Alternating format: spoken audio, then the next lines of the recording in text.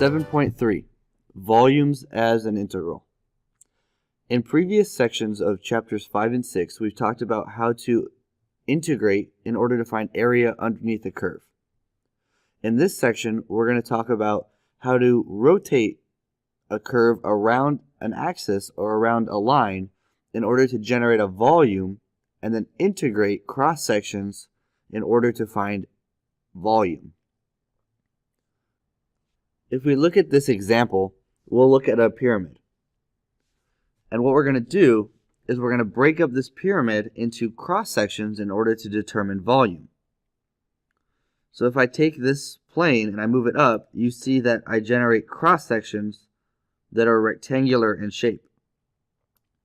And so the whole idea is to find the area of each cross section and then add them up, and I will get the volume. In this example, we look at a cone. And if we take a cross section of it, we get a circle. And so if I move the plane up and down, you see that every single cross section is a circle. And so what you do is you'll find the area of that circle, plus that circle, plus that circle, and so on, and you add all of them up, and you will get the volume of this cone.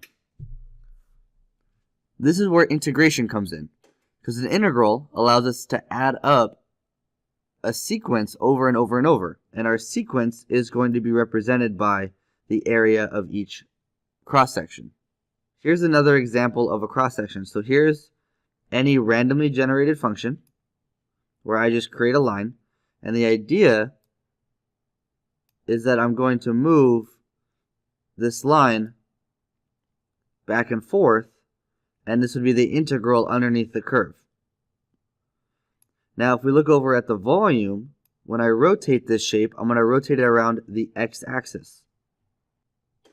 And when I do that, we start to get a shape that curves around the x-axis, which is going to give us our volume.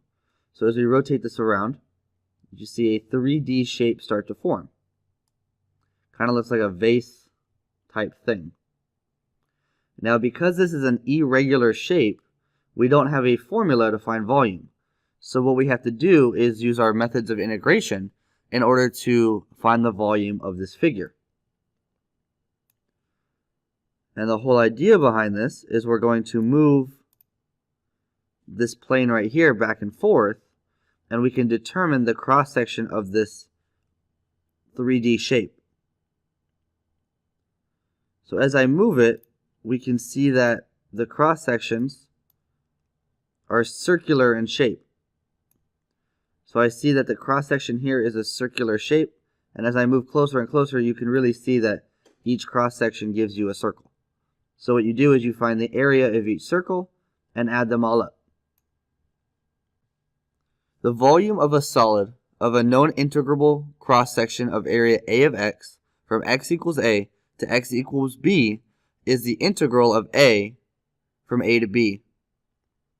And we're going to write that as a formula. The volume is equal to the integral from a to b of a of x dx, where a of x is the area of the cross section.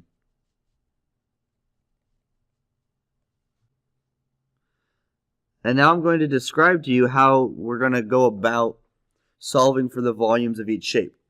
So I broke this down into 4 steps.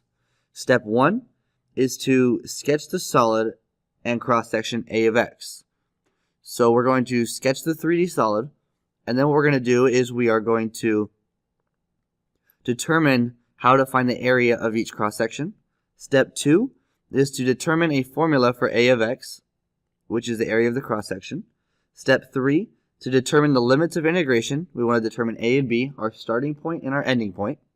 And step 4 is to integrate to determine volume.